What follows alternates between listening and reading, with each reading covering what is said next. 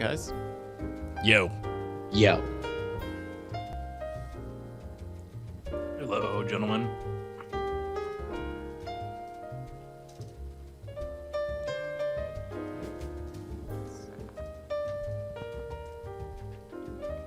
There we go.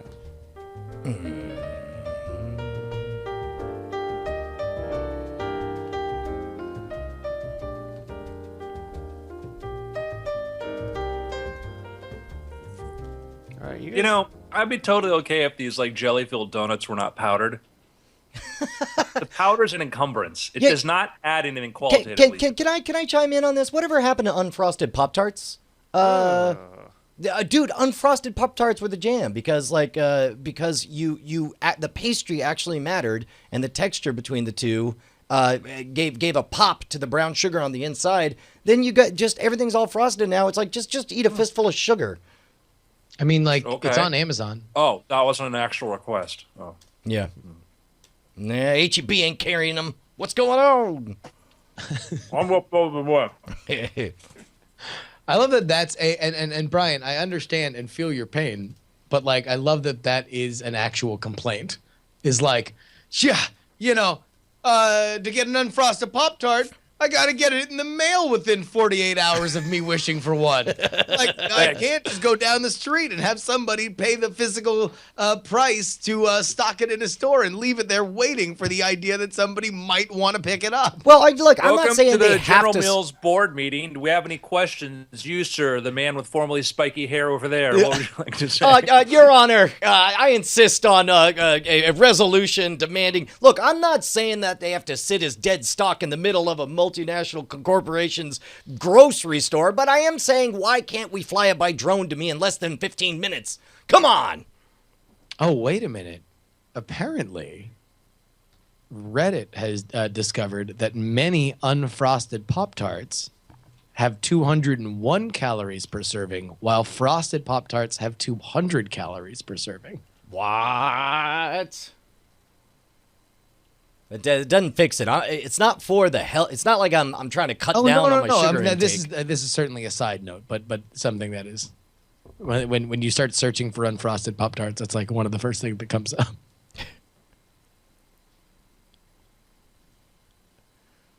Boop, boop, boop, boop. Right. Can I get I guess with unfrosted ones, I always thought I like the s'more ones or like the brown sugar cinnamon. Like, never was down with that. Really? No. With I don't like unfrosted? cinnamon. I'm not a cinnamon guy. Oh yeah, no, I like I mean, I'm not a fruit guy, right? So it's like I don't dig on the strawberries or jams or any of that stuff.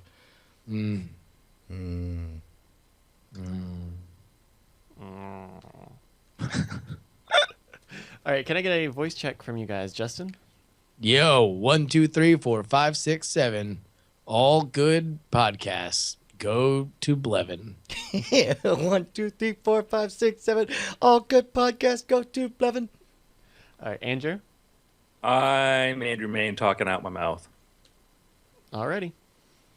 Let me stop this. Do that. All right, I'm good to go, gentlemen. If you are. All right.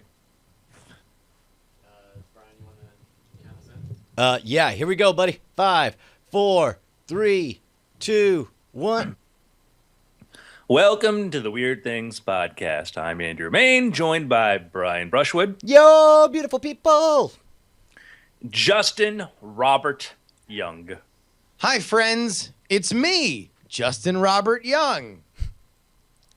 Gentlemen, last time we sat down at these microphones, there was some speculation about an announcement coming from NASA regarding Mars. Yeah, the speculation was whether or not it was secretly a viral campaign to promote The Martian, right? Yes. Well, there's that. We left it off with it's probably water, probably like slushy water coming out of somewhere, and the announcement was it's water, slushy water coming out of somewhere, which is awesome. It means that there's liquid water on Mars, quantities enough to be visible from our observation satellites orbiting the planet, and that it's going to be briny or salty and not at all very, very tasty water. And here on Earth, something that's that salty doesn't really have much life in it, but it means that there's water coming from somewhere, and it could be vast reservoirs underneath the surface. It could be a glacier for all we know, but there's water on Mars. Well, let's liquid water. Let's put the rosiest of glasses on, and correct me if I'm wrong here, but I think I remember reading at some point that there's not a single spot on the planet Earth where liquid water exists that we have not found life. Is that accurate? I mean, outside of, in a sterile distillery in the middle of the Anheuser-Busch Corporation or something. But one of the areas I think it's, what is the Akami Desert? And I may be mispronouncing that as per as usual for me. Let me try the Akami Desert. So there's like the high desert, like where in South America, like Peru or someplace up there, Chile, like it's way up in the high altitudes that it's very, very dry. And I think that there they found like harder to find. Atacama Desert. Thank you, literate people in the audience. It's good that we have a spare brain. Yeah, I know. Good Lord.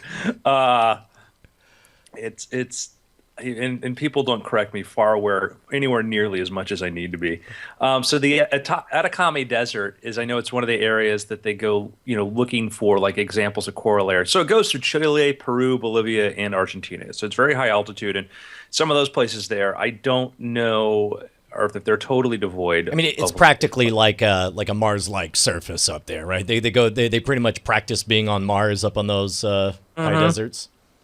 And, but the thing is that's not to say that there couldn't be or wouldn't be, or there might not be in some smaller format. And also, so much of when we look at the picture of our planet right now and we see these environments, we kind of think of a lot of them existing for thousands or tens of thousands or millions of years. But the ecosystem in the United States alone has changed radically in the last 5,000 or 6,000 years. Radically changed. And, there are deserts. If you go to Africa and you look in places like, let's say, Ethiopia, we think of it as being this very, very dry area. But during Roman times, it was lush and fertile, and it was, the breadbasket of that part of the world. And so these things can change very quickly. But if you have a much more gradual change, there's more time for things to adapt and evolve, which might be the case of Mars.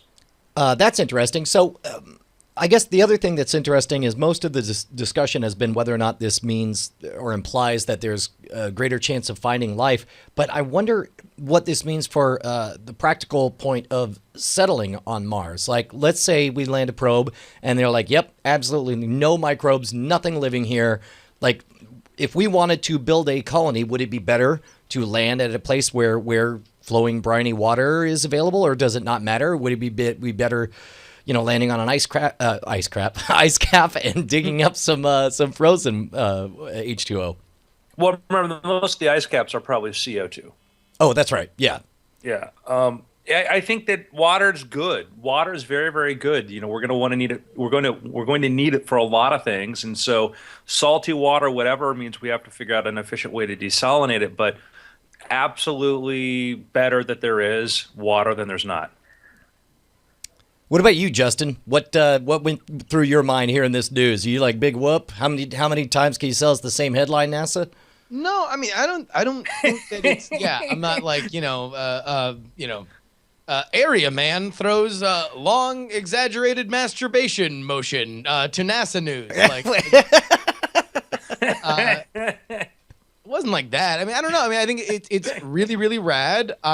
This seems to be something that has more physical proof to it than some of NASA's other announcements, which they've had to walk back. So this seems like a big, reasonable estimate based on the evidence. It is exciting that is there. It is indicative of the fact that Mars itself continues to come more into focus for us as an increasingly space-faring, race of humanity. So I don't know. I mean, I think it's super rad. It's super interesting. I also think that I hope that this is among the last of the really interesting tidbits we get from just looking at Mars, and we continue to get that in the next 20 years, in the next 25 years, this kind of hey, we took some pictures and this looks interesting kind of news is in the margins of history compared to what we know about Mars as we look more and more toward putting people at, near, around there. So what does that look like in terms of either if you want to speculate on a schedule or what kind of mission we send? Like, are you over robotic probes or? No, more, everything. Yes, I want cheaper space entrance, right, by way of better rocket technology, and more efficient rocket technology equals we can do more stuff. And I think this is the kind of stuff that, like, I guess this is indicative of what NASA is both best at and the frustrating position I think the public has with NASA. Because aside from, like, I'm into space with a capital S, and look at me, I'll post all these macro, people writing on top of other pictures with quotes on it onto my Facebook wall. That's how much I care about space. Beyond that crowd, there was a little bit of a, yeah, okay, so there's water on Mars, there's not water on Mars, whatever. Because NASA's great at looking at it. They're great at understanding that, like, hey, this is where we are. This is what would be interesting. This is what would a breakthrough would consist of. But we just need more. All of it. More. I got a speculation question for you guys. Which of these three things do you think will happen first? A base on the moon, a manned visit to Mars, or mining on asteroids on an ongoing basis? So by base, you mean someone's living on the moon? Yeah, I would say permanent base, but Mir should have been permanent. Skylab would have been permanent. So I'm going to remove the permanent, but like the intention of we now have a moon base, and that's where we go. It's as permanent as the ISS or Mir or Skylab. I don't think that anybody is going to green light the funds to put a base on the moon. I think the sexier option would be to either have a private entity mine an asteroid, or be able to galvanize by way of public and private funds a trip to Mars. So I would say a base on the moon for me is out, and more likely I think would be somebody attempting to mine an asteroid and mining it enough that they could say they were the first to do it. My only hesitation in agreeing is that if we're going to Mars, it's just exponentially so much more difficult to make the trip to Mars, and part of what we need to figure out from Mars we can learn by establishing a moon colony or a moon base or whatever. So it just seems like that's a natural backyard to learn to pitch a tent before we go out into the great wilderness. What about you, Andrew? I think there certainly are some things that would relate, and I think that there are some things that would not. I think that if you we're not in the age where we only have two superpowers that are capable of doing this, and you can have many different goals and many different approaches towards what we're going to do. The incentive for going to Mars is, hey, long-term Mars could be a new Earth, and that's exciting. And Mars seems to be more complex, might have more interesting materials and resources and things like that to do. The moon, we're still figuring things out. I expect that, we've plans and talked about doing a return to the moon, and technically speaking that we don't have to worry about, it's the getting to there is such a big problem. The getting to there is the hard part when it comes to Mars. Getting to the moon is a lot easier because you only need a spaceship where people last 3 days and there's much less radiation, and there's all of that. But, for Elon Musk, who seems to be the most motivated person right now, his goal is Mars. That's this goal. But, will people be using Falcon 9 rockets or, Falcon Heavies rather to send spaceships and landers and stuff to the moon? Why not? There's now been a growing talk about building private space stations. The realization that you could do a lot of really cool stuff if you had, easier access and commercially available space to do that. So I don't know. I don't hear as much of a clamor and a cry for, hey, let's go to the moon. And, your argument that technically we can solve problems there would be helpful is very valid. there's the argument others have made, not you, that like, oh, well, it's from there, then we can just hop to Mars. It's like, well, no. It's like getting to Mars is you have to get really, really fast and all that, and being 220,000 miles up in the lunar gravity well and putting everything up there, then it doesn't help. Yeah, yeah. Well, and it's like, the challenge is, that's is it the Heinlein quote that, once you're out of Earth's gravity, you're halfway to everywhere. And it makes no sense to go enter another lesser gravity well and act like, that's helping you on your trip. The thing that I think will happen, though, is that Google has a prize. They offered a prize before, the Lunar X Prize, which was unclaimed, which was to try to put a lander on the moon. And we just discovered water on the moon. That was a big revelation. And if we can start exploring that further and find other resources. Let's not talk about helium-3 or anything like that, but other more useful materials and stuff. There might be some sort of advantage. By the way, was helium-3, was that a boondoggle? Because I thought that was an almost profitable mineral to get from the moon. And keep in mind, I based my science on Duncan Jones's movie, The Moon. No, I mean it's there, but it's one of these far off kind of things that you're not going to build a successful business model on a material that there's not enough market for the ability to be able to use it right now. When you have all these other there would have to be other elements of like getting back and forth to the moon in a cheap enough way and an economy based on what that would sell for, and that price driving up before anything like that makes any kind of sense.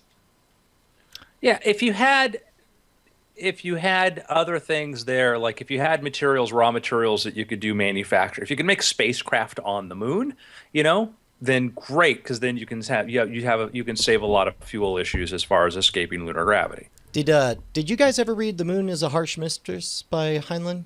Yes. Justin, did you? There's I think I listened to like the first third of it, and it didn't capture me. I think it was the audiobook reading too. The audiobook reading kind of. Oh yeah. When the guy read the robot voice, he would really oversell that it's a robot, man. Yeah, I forget what it was, or maybe it was like an accent or something that he was doing for the main character. That was just like, all right, man, are we just gonna play around this whole book? There was, as far as like the efficiently getting materials back and forth, he set up this asymmetry where it's like people are on the moon to mine moon stuff and send it to Earth, and because you're not sending people back or anything, all they did is they essentially had just like a giant ballistics cannon. They would package stuff up and they would just fire it like a gun, and it would fall to Earth, and they were like, yay, we caught it. And spoiler alert, if you're going to read this 50-year-old short story, then or see the movie directed by Bryan Singer. Oh shoot, when is that? Well, it's the announcement. That was his project, and they just announced it in May. We'll see if it happens, but that's okay. Well, spoilers incoming. Skip this if you don't want to hear it. There's as often happens in the middle act, they finally get their act together and decide they're going to declare independence from Earth, and they're like, "But we have no way to fight. We have no resources." And then the whiz-bang computer figures out, our greatest resource is that we have the higher ground in a very literal sense, and we have a cannon that can shoot giant chunks of everything, and so. They send out a threat to all of Earth, saying like, "Hey, let us be independent, or here is all the coordinates where a detonation will occur, an impact of all of the things that all these asteroid meteors will happen at exactly this time." And it was in a perfect grid all across the planet. And nobody believed them because it would be a feat of incalculable engineering. And sure enough, at this exact moment, this grid of explosions happens all over Earth. And they're like, yeah, we're serious. You'll notice all these are non-populated areas. Leave us the F alone. So anyway, that seems like an interesting take on it. That was also a very interesting theme in science fiction. There was a L. Ron Hubbard story. I can't remember the name of it, about the first trying to get to the moon first, and the Russians beat us there. And part of the reason the Russians then sort of declare that they've got this world domination because they have the moon, they can send rockets anywhere and everywhere. And so there's like this raid on this moon base, that was sort of the perception before we went there. Is like, man, once you're up there, and so easy to send things back down, and then we invented, ballistic missiles and stuff like that, and realized, yeah, man. Hey, have you gone public with your enjoyment of L. Ron Hubbard's audiobook programs? I mean, before I just outed you. Yeah, there's some very interesting pulp style science fiction stories on Audible full cast productions. They're pretty interesting. I mean, he was a prolific writer, L. Ron Hubbard. Yeah. You know, a very successful, prolific science fiction writer. Yeah. Hey, you know who else? And it's one of these things that we obviously tend to ignore him for obvious reasons and stuff. But I through somebody said, well, why don't you try to listen to some of those science fiction stories? And the full cast productions are actually pretty good. I enjoy them. They're classic, like pulpy sci-fi stuff, but Total and embracement. you can see in there the roots of some guy thinking a lot about making a religion and taking over the world. There's very much a lot of themes about that, money making schemes, things like that. You're like, I think it's very good research to understand the origins of that. That's amazing. Hey, should we take a moment to thank our 453 patrons that make our show possible? Hell yeah. Head on over to patreon.com/weird things where you can go ahead and support this very show.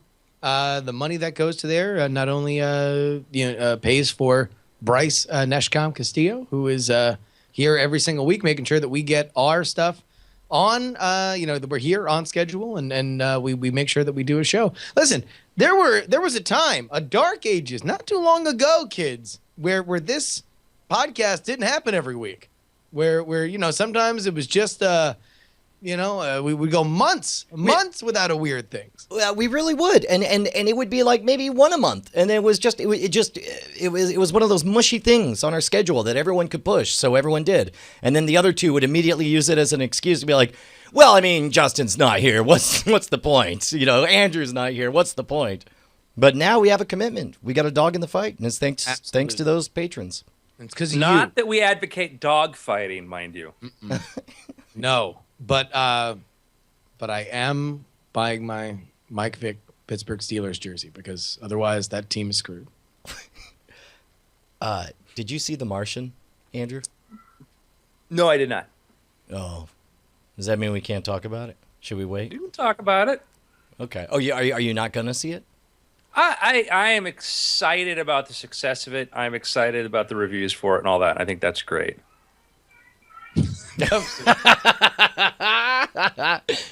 So not a priority to see it. I mean, like, you ever root for something, but maybe it's not your thing? Yeah. Sure. All the time. And that's my case with that. I tried to read the book, but it's just, there's a tone to it that's this very too cool for school kind of thing for me that just grated on me. But I absolutely think that that's great that Weir wrote the book. The guy put so much thought. I've loved the interviews with him, and I loved his reaction when they talked about water on Mars and stuff. And like, if I'd known, I'd do this, but hey, blah, blah, blah. And there's already like science bashing of it, and I like anyhow, it's funny because it's like how gravity got bashed, and often incorrectly by people who are like, oh yeah, well this was wrong, and I'm not just talking about famous astronomer show guys. I'm talking about other people who just want to show that I know this thing. You don't science like I science. Well, we talked about this when it was Gravity. It's like I don't understand this compulsion where the harder Hollywood tries to get it right, the more people come down crapping all over it. Like if they don't even try, if you get a Star Wars or whatever, then it's like, oh, it's the best thing ever. But it's like if you actually try. Yeah, and so I think that this is one of the most beloved hard science fiction books to come out in like forever. The reviews for this have been fantastic. It's broken the Mars curse, and it says that, and it's done so. Also, it's a movie that says, "Hey, let's tell a story that's not about aliens, but about the human experience and all that." That's wonderful. That's awesome. It almost took the all-time box office debut of October, currently held by Gravity. Gravity made $55.7 million. It's estimated that The Martian made $55 million. So practically within a rounding error. It blew past, which again, I mean that's good if you want more movies like this, and fewer movies like October is a very interesting spot for movies. It traditionally was not a place where a lot of very profitable movies came out, including inflation. It should stand to reason that some of these very well received, very highly distributed in IMAX and 3D formats movies like Gravity and The Martian should do well. It's all right. So I mean, Brian, what angle do you want to take on this? It's like, do we want to do? Let's do we want to do let's talk reaction? about. How do we want to do it? Let's talk about everything except for the plot for as long as we can, and then give spoiler alerts going into it. I mean, I think it's fair to say it's astonishing. Again, I guess tonally. Screw it. Let's say it's spoiler time, right?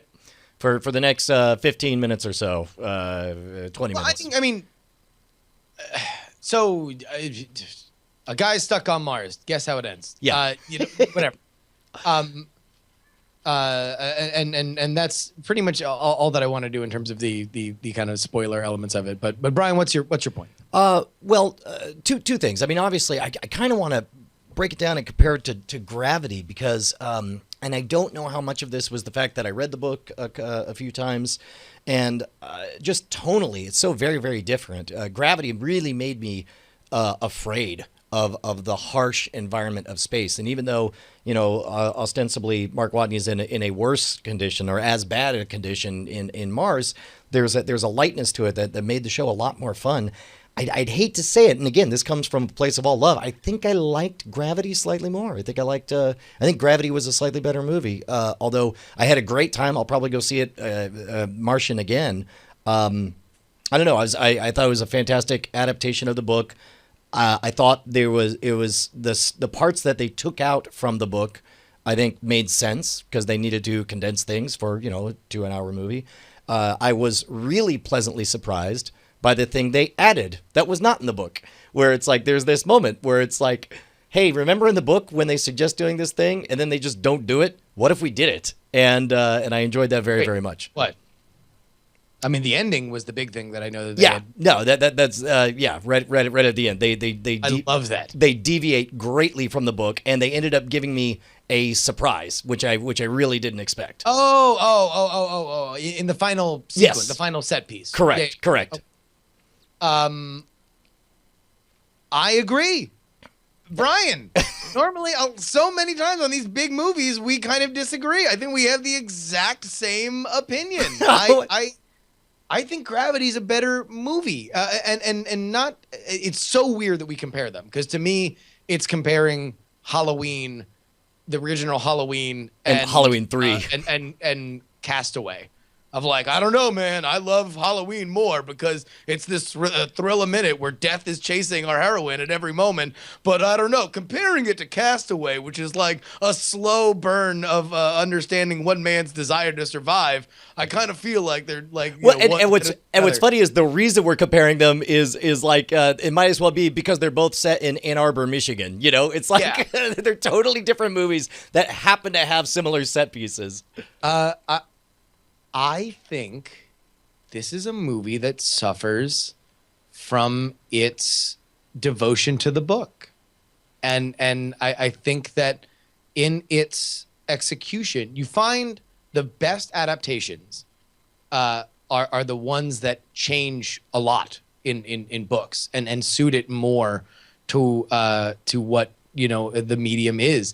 And I know that it would have been a lot of wailing and gnashing of teeth for The Martian, but you've got a character that has no backstory, that literally shows up in the middle of the second act and gives you the solution that starts your third act, and then they have to shoehorn in a moment at the end of the movie where he just gives a thumbs up to another person who's been there the entire time. Okay, yeah, it's fair to point that out. Like Donald Glover, I'm pretty sure he shot all of his scenes in half a day. I think he came in, they're like, okay, you just woke up, you're discombobulated, gripe about, and then you got an idea. All right, we'll see you on Thursday, and now just make sound effects, walk around the director of NASA. By the way, like the fact that this is a character who is supposed to be this gigantic brain, right? And like just the plight of the nerd in Hollywood, right? That it's like, yeah, no, for the twitchy guy who has the idea that changes everything, he's Troy and not Abed, right? He's Donald Glover, literally the coolest guy on the planet. The guy who's not only a successful rapper, but also an actor, but also a comedian, but also this ball of charisma. Like, not, a quiet, twitchy human who's like, oh no, wait, this is the guy who actually like populates these jobs. Side note, it's a good movie. I really, really liked it. I think it is at its best when the themes of humanity and how saving one person brings out the best in the world are highlighted. It gets there eventually, but the first half of the movie I really felt was a bunch of glimpses at versions of the movie that I think would have been interesting that never really gel. It's not this anachronistic disco themed visual treat that maybe a more avant-garde director would have taken. It's show title. What was that? There's our show title. Yeah. It's Anachronistic disco treat. Exactly.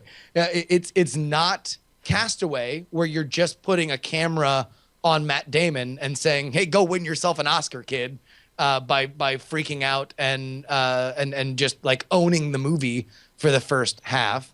Now there's bits of all of that, and it's not this kind of like laugh a minute, he's cracking wise because maybe he's going crazy, maybe he's handling this perfectly, we don't quite know kind of things. There's bits, there's little sprinkles of all those things in there, but it never settles on one. And by the point where the movie catches its stride is when it's about Earth. It's not about Mark Watney. And I wasn't expecting that. And I think the movie suffers because it's not about Mark Watney inspiring the Earth. It turns out to be how the Earth is inspired by Mark Watney. And you don't get to that until halfway through the movie.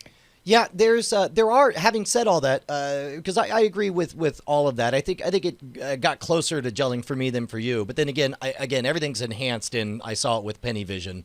If you can go see any of these movies with your 11-year-old who's really into science, then that's going to enhance. You should just rent her out.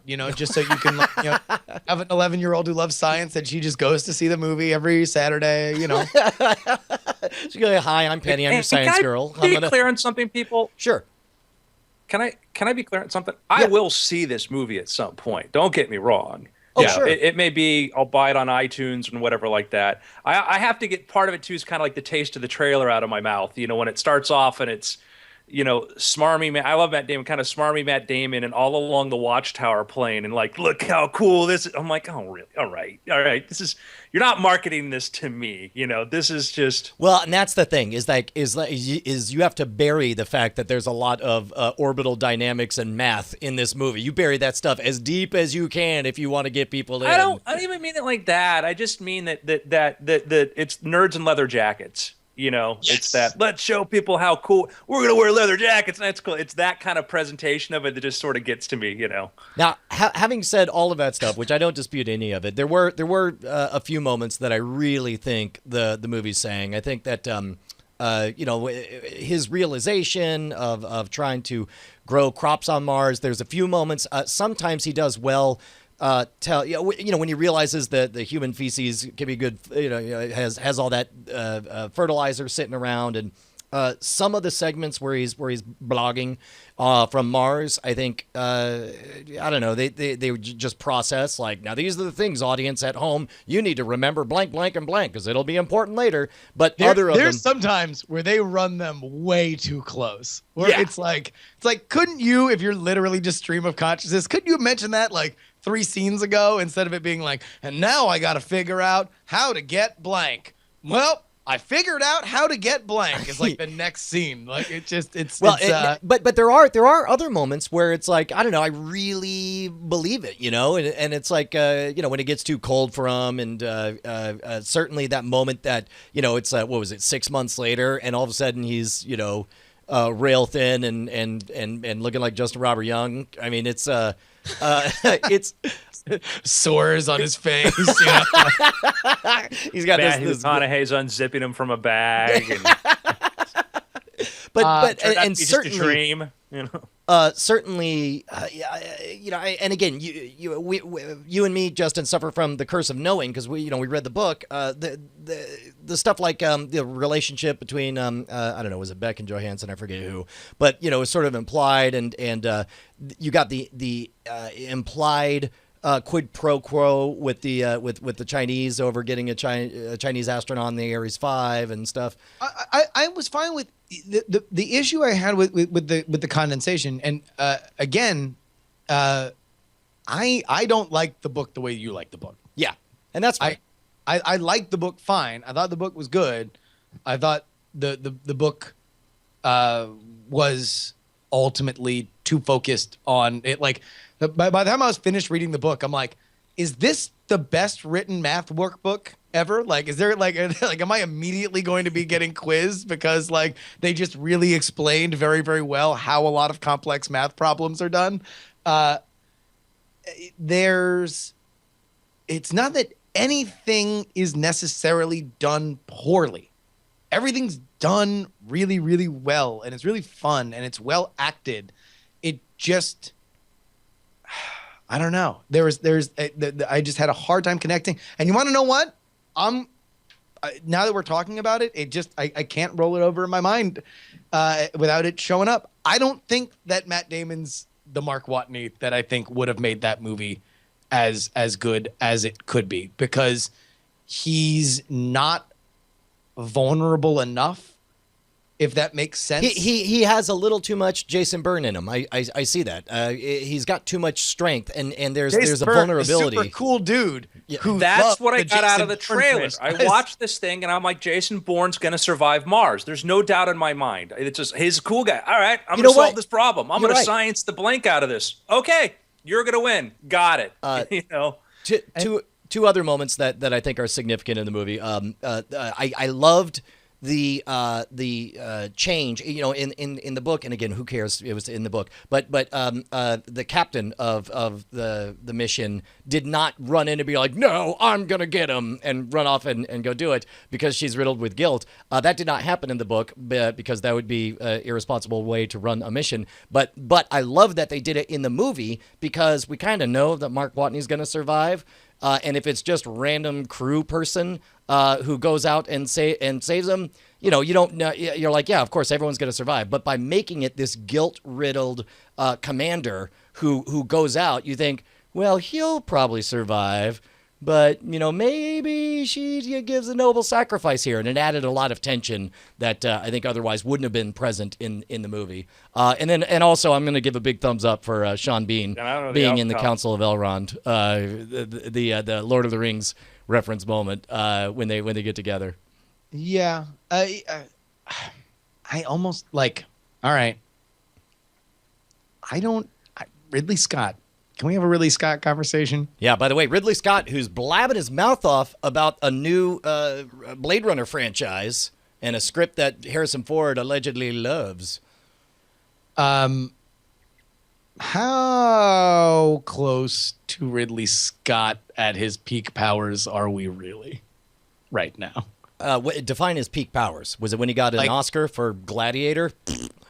I mean... Did you? I just watched Exodus the other night. Was it good? How was Exodus? So my opinion on Ridley Scott, whom I love I think is one of the greatest directors ever. He's a god. He is a god. He is a god that often takes scripts that are not as developed as they should be and makes very beautiful, well-cast movies that sometimes just don't feel like they function right, like Prometheus. You go watch a Ridley Scott movie and you're like, man, like, when the script is perfect, he delivers so much more.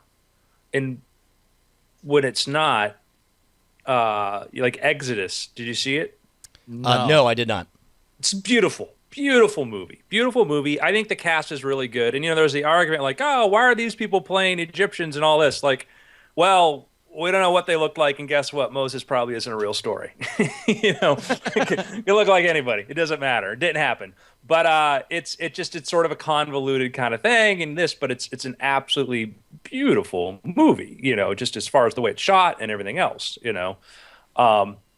but and it's funny. It's like we get the comment in the comment thread like, oh, a lot of beautiful white people in Egypt. I'm like, well, what did the Hebrews look like back then? I don't know.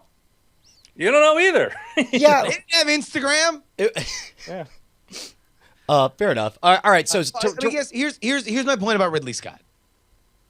There are moments in that movie that if you look at where we are with action pacing, and especially if you're going to compare it to Gravity, for whatever you want to say about it, is edge of your seat, action.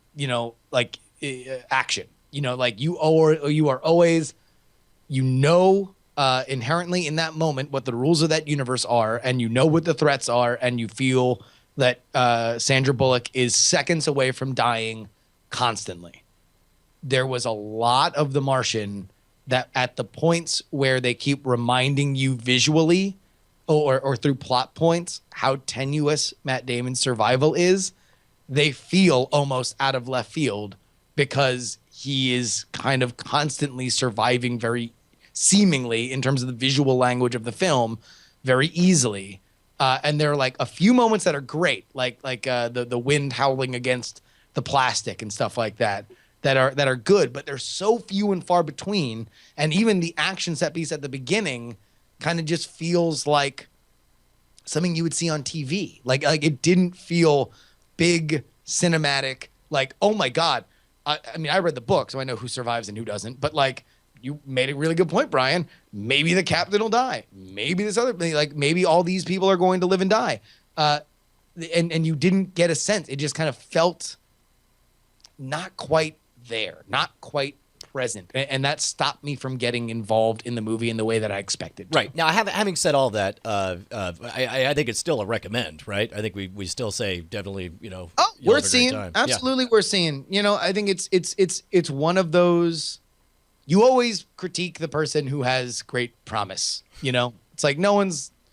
When we like love movies that are big, deeply flawed, but super fun movies, like you just understand that they got their flaws and whatever, but go see it because it's really rad. The Martian. Well, and really, I mean, this gets back to a theme we've hit a million different times on this show in a million different ways. That it's like, let's all be science fans because we like things, and not necessarily like a website that has a three digit and letter URL that called The Martian the greatest thriller of the year.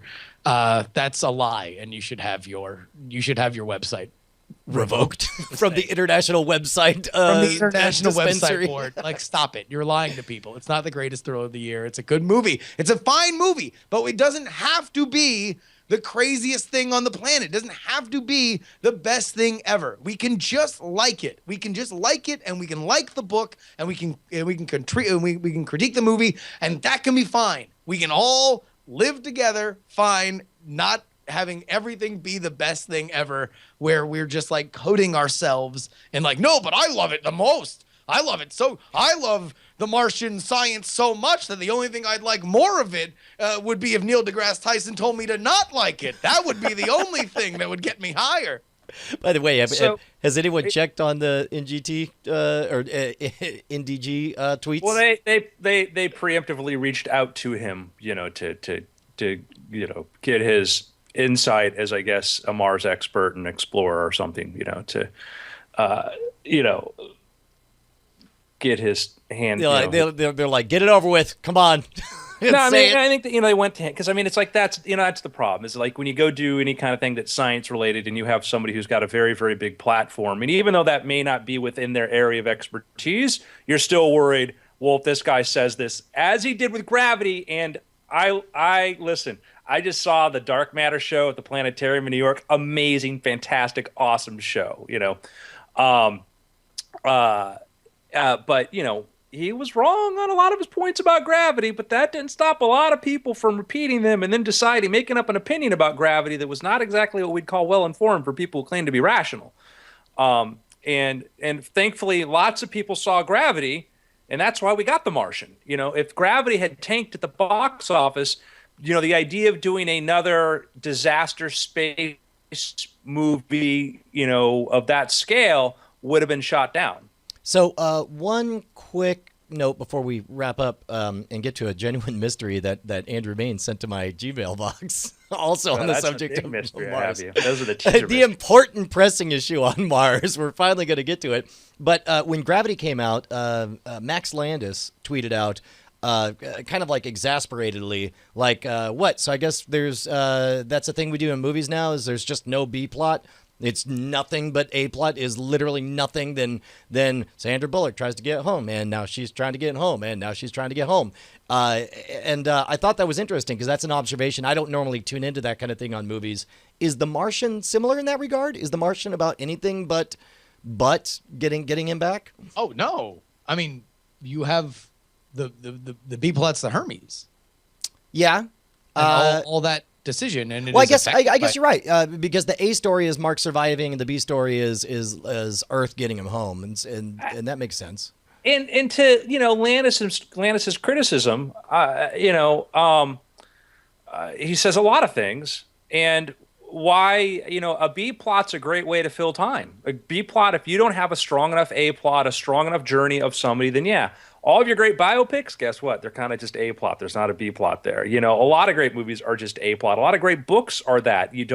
When you do a B plot, it's a way to cut away to do something else, and it's often it can be it's filler because you don't have enough of a narrative in the first place, which isn't bad, but that's fine. That's one of the things that made Gravity was shorter because it was focused on her journey and her trip, and by the time you get to the end, great.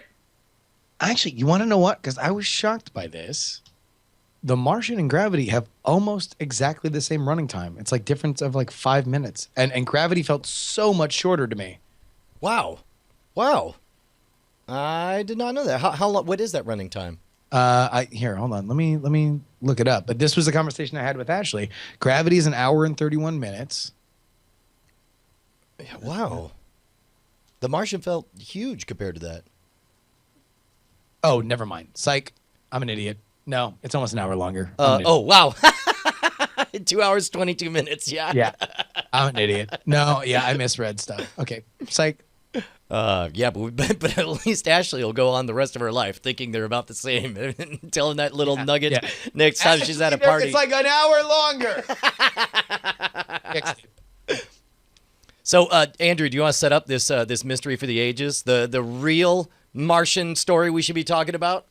Those are the two teaser ones to the real one. Did I send you? I don't think I sent you the real one. So, one reason we want to go to Mars is there's a lot of cool stuff to look at there. And I just sent Brian, 2 things, to look at, and I'm going to send him another one. Why don't you start off with the 2 things I sent you, Brian? All right. Well, that's all Bryce's department here. The first thing that we have here has here. Let's take a look at this picture for everybody at home.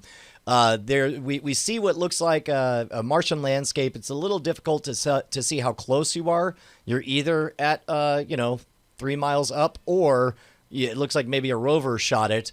But Justin, can you describe what looks to be highlighted there in the middle of the Martian landscape? It looks like a large slope, and coming out of the top of the slope is something that can only be described as a gigantic wooden spoon.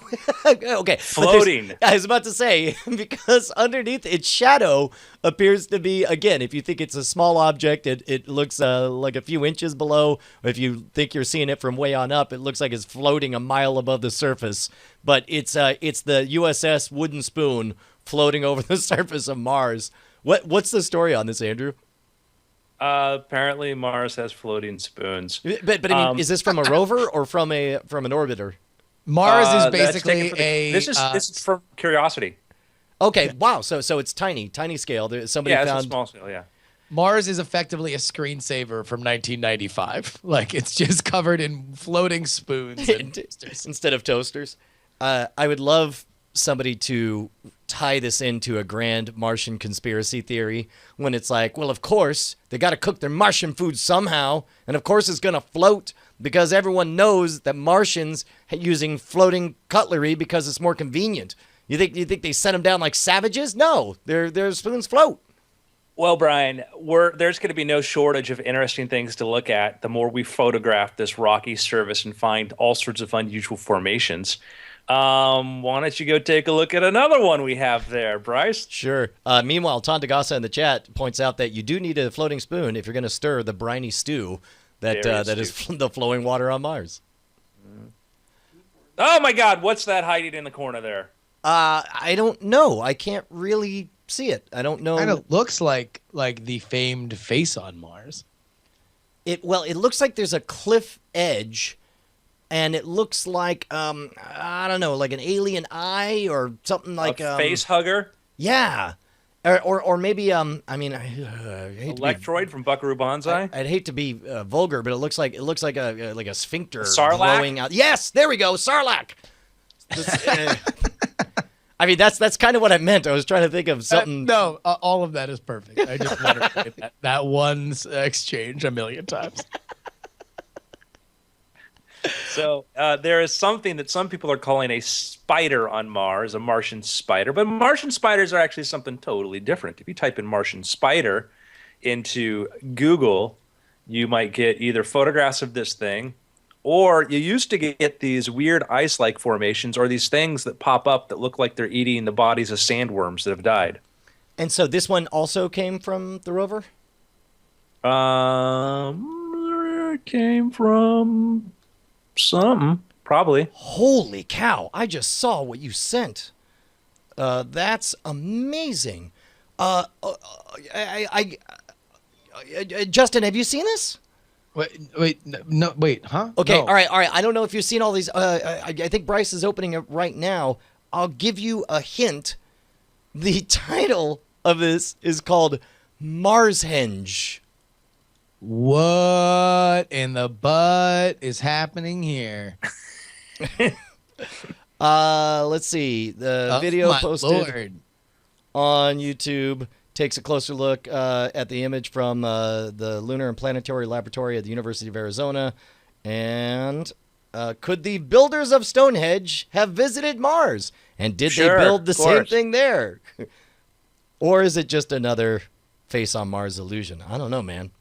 I say So all right, well here let's okay if let's be the council of guys who take conspiracy theories really, really seriously, right? right. What are the absolute you need to meet this scientific criteria rules for whether or not there's a Martian Stonehenge? It would have to be what, the same amount of stones, same formation of stones, maybe? No, just has to be a few rocks in a circle.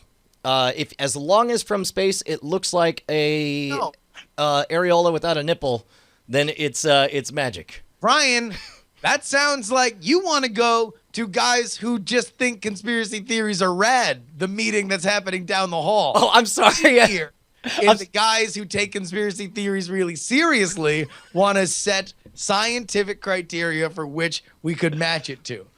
So obviously, this is just a picture that's overhead. It's very, very low resolution. We can't tell exactly what it's showing or what the what the tremendous sandstorms of Mars have done to this structure. Let's say theoretically we could land right in the middle of that, and we were then checking out exactly what these structures were. What would be the elements that would make us say absolutely this is something that is from the creators of Stonehenge? I would say rocks of a similar size and aspect ratios, So- dimensions.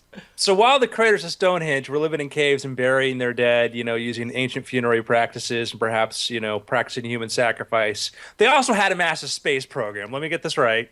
Well, I mean, first of all, what do you think they built Stonehenge for? It was so that they could do virgin sacrifices to summon blood magic in order to open up portals to other worlds. It just so happens that it's Mars. They hop on over. This is back when Mars had more atmosphere. They're like, hey, we got to build another portal so we can go even Brian, farther.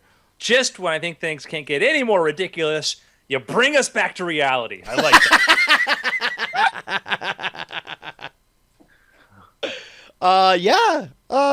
Unfortunately, it's not nearly enough rocks, and I don't think there's really a context for how big they are. I bet these are little mountains, It basically. just doesn't rock hard enough. We want it to. Yeah, you know what, gentlemen, I move that we strike this one from the Mars list of awesome artifacts. I'm afraid it doesn't make the cut. Yeah, no, you want to know what? I'm looking at an aerial shot of Stonehenge. And it looks way more rad. No, it doesn't look anything like that. No, there's nothing like it. And it's not like they're perfectly organized rocks there. That's the problem. Is like rock. There's that one like I don't know, jerk rock that's like standing way too close to a dude and his girlfriend, and it's like, look, you're messing it all up. We're all in the mosh pit together. Now you're just crowding space. Would you freaking get? And he's like, yeah, but I'm trying to get closer to the stage. And it's like, So oh, on goodness. that same link from Huffington Post Science, there is a slideshow of really cool photographs of stuff on Mars. All right, let's play a rapid fire game here where we just look at the pictures and we name this object. This one I'm gonna call Ossified Monitor Lizard, the podcast in rock form. I'm gonna say Tommy Iguana. It's actually called iguana. Yeah, it's got that iguana waddle, right? And it's got this kind of like disapproving. He looks worried, like he's kind of scared about something. He's pensive. I'm gonna that's say why he's Tommy Iguana. Tommy the rock hard pensive iguana. Next one. Oh, man, that looks like a starving. That's Mark Watney, the starved rat. Mark Ratney. I think that looks like a one of those plastic fake vomits. Really? It's just like a bunch of bubbly stuff. Okay, I don't know if you're intentionally burying the lead, Bryce, but you skipped a photo that I think is. Oh wait, the next one is the. Oh no, This was actually called Mars Rat. No. The second one is this. I don't this control is the this jam. slideshow. This is Huffington Post. There are no rules on Huffington Post. Yeah, it's cool. Dude, Sasquatch the Rock. Oh my God, yeah, dude. He's got kind of the gait too, like he's doing kind of like the arms out. Yeah, dude. Well, and that explains why Sasquatch is so hard to find here on Earth. He's doing because He he's out on summers. Mars he's in the middle of the Macarena. He summers on Mars, man. Rock Squatch, Tondagasa says. Red rocks. There's one called. I saw the title of this, so I won't say. What does that look like to you, That Justin? one is half the wishbone. Happy Thanksgiving, everybody. Dude, you're nailing it. This one's called the thigh bone. It's connected to the leg bone. I'm gonna say this one's called Space Jockey. The reason that Prometheus sucked is because he went to Mars. It's Imperator Joe. Oh my God, it does. Furious Joe. This is Skull. This is from 2006. Oh, then the mysteriously appearing jelly donut, right? Is the one where it's like they saw nothing and then the rock showed up. Yeah. According to NASA, the rover flicked it in its own path. What a jerk. We got a conquistador looking helmet from Yeah, definitely. It's an army helmet. it's well, I mean, I'd like to think that Well, didn't you know one of the fronts of World War I was actually, Mars? All's quiet on the Martian front. it does look like a doughboy helmet. That's a good point. This one I can't make be anything. It's my shoe that I left on Mars. Oh my gosh, so- it does. Actually, I could see that. It's if Mark Watney did die and get buried alive on the surface of Mars, and only one boot was left jutting straight up out of the Martian sand. This is exactly what it would look like. Das Boot. They say this is a door handle. This is from Curiosity in 2013. It's a fine-grained rock that has been polished by the wind. All right, and this is the last one in the slideshow. This looks to me, because it looks like a massive, massive close-up. It looks like a quartz rock. I'm gonna say shiny quartz on Mars. I'm gonna say Ashley's earring that she lost last week. Oh no. And what is this allegedly? This is a, quote, flower found in 2012 by Curiosity. It's definitely not biological, but planetary scientist Eileen Yingst did tell Space.com that she would, quote, hesitate to say what it is. Did you hear that? They're hiding the truth. Yeah. All I know. of these come in ahead of Marshenge in the I formerly declare. Yeah, no, all of these are way more awesome than Mars Henge. You know, Mars Henge was really, really hot 10 minutes ago. Now the luster has been lost. Hey, do we want to make picks? Yeah, let's make picks. Let's pick I got a pick. Yeah. I watched this again last night. I dug it. It's now available on video on demand. There was a lot of skepticism going into it when this came out, and there was a lot of dismissive sort of attitudes about it. I'm like, oh no, not this again. Haven't we done this? Blah, blah, blah. I, for one, always like to see dinosaurs eating people, no matter the context, and thoroughly enjoyed Jurassic World. I still haven't seen it. I can't believe that I haven't. I'm a bad person. But you'd seen it, right, Andrew? Yeah, I'd seen it in the theaters, and I just watched it again on video. Does it hold, or what's different watching it on the small screen versus in the theater?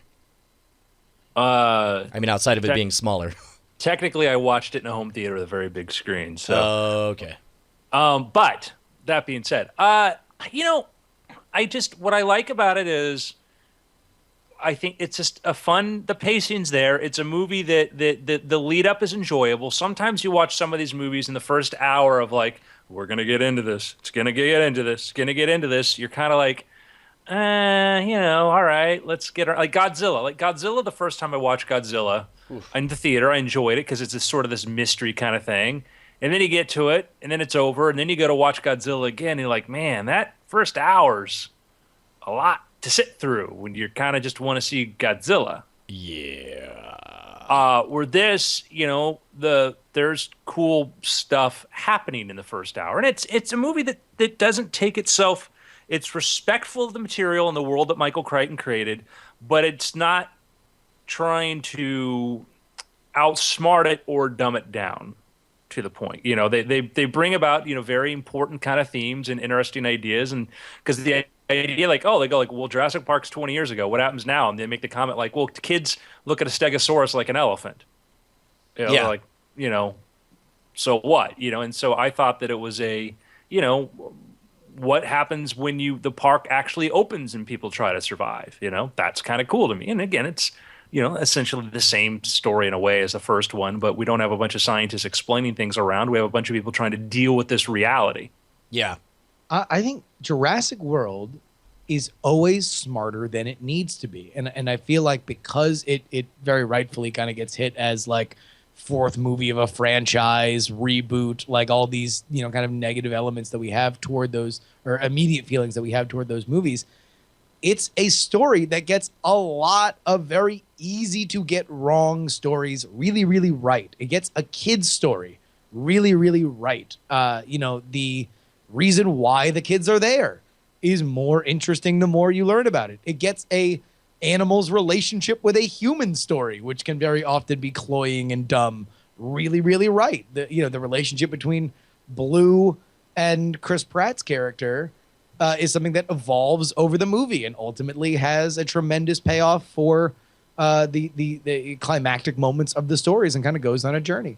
The further I get away from Jurassic World, the more I am in admiration of it and understand why it has been as successful as it has been. It's what, PG-13, right? Should I show my kids? Should I let the kids watch it? I mean, there's some scary stuff in there. I mean, pterodons dragging people into the sky, people getting chomped on and eaten. If you show them the first one, then I think you're okay with this. Well, okay, so as I mentioned before, Josie, not Penny, is your answer. Yeah, exactly. Josie came with me to see Godzilla and loved it. Penny would have freaked out. She would have gone nuts. As Andrew said, a lot of scary stuff: death, carnage, Jimmy Buffett. It's a lot to handle for a kid. Yeah, So what's interesting about it right now, it is the number 3 top grossing domestic film of all time. Wow. It is $8 million away, which means maybe a few more weeks away from beating Titanic. Wow. And so Avatar is still number one? Yeah, Yeah. Avatar is still number 1 at 760 million, which we won't see broken until January with the final box office take of Star Wars for the first couple months. But Yeah.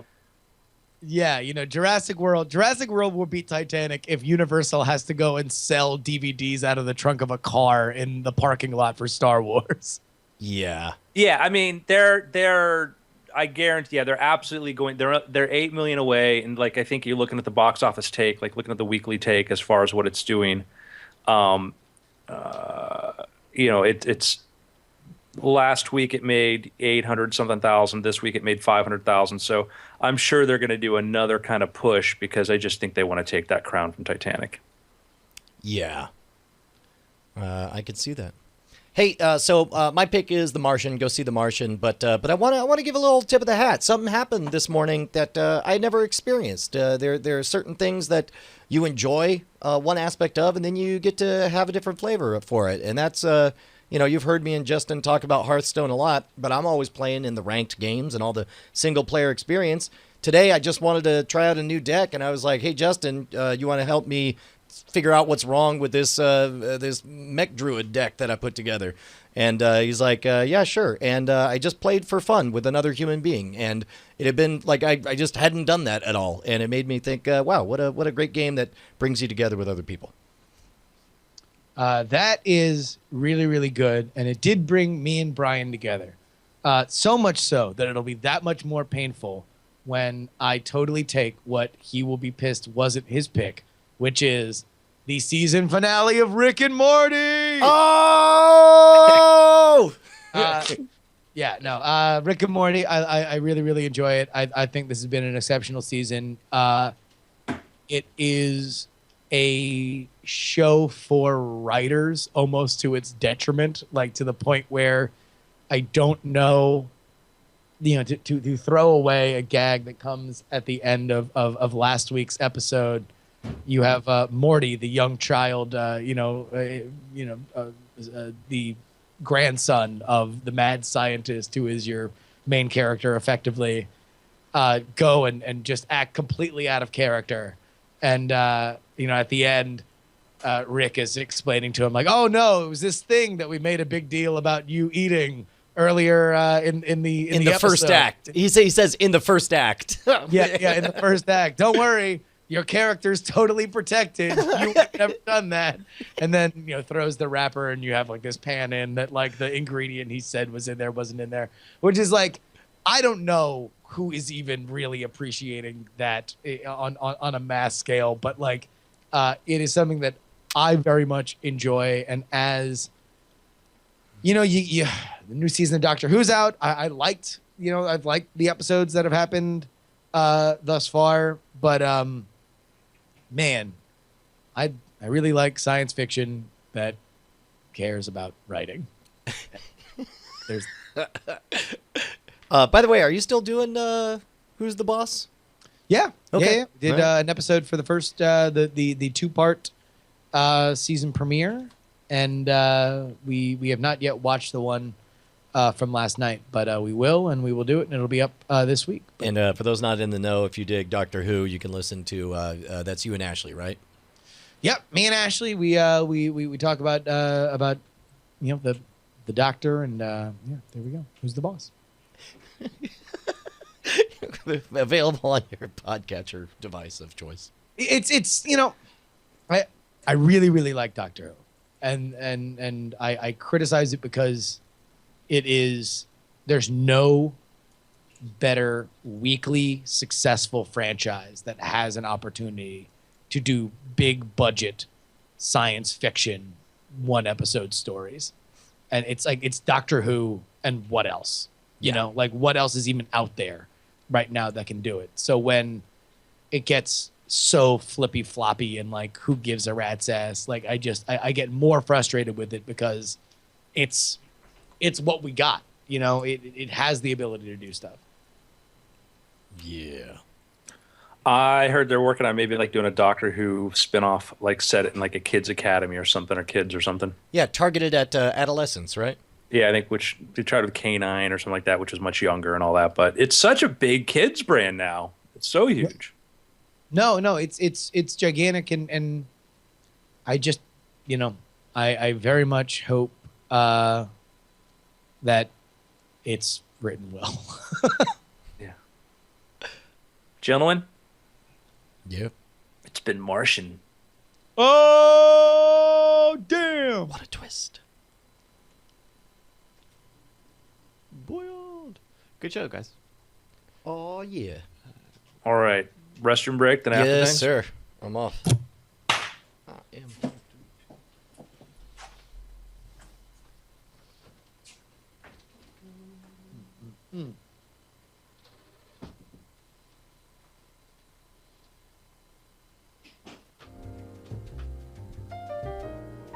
If I can recommend something off the show, Yeah. did you ever get a chance to play the Stanley Parable? Oh, The guy who created that, Davey Wren, I want to say, he had a new game come out this week called The Beginner's Guide. And it's another sort of first-person narrative game.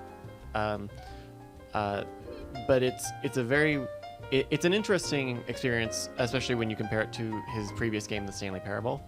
Because Stanley was a very sharp, funny, and open-ended sort of game, where The Beginner's Guide is a very pointed linear narrative that that by the end of it, you feel bad talking about it to other people. It's a game from a guy whose last work can be analyzed so many different ways, and then this game doesn't want to be analyzed and makes a very strong point about it. gotcha. But it's really interesting, and it's only like $8 right now on Steam. So is this one of those like you play through it and it's like a story? So the conceit is that you are being shown a collection of games by Davey. You're being shown a collection that Davey is curated from a developer online that he's befriended named Coda. And so you're playing all these short little mini games, and he's giving you his own insights into what he thinks Coda's sort of progress as a creator is, finding out symbolism between different games, finding puzzles that he's used, looking at the way Coda's aesthetics change over the years. And it's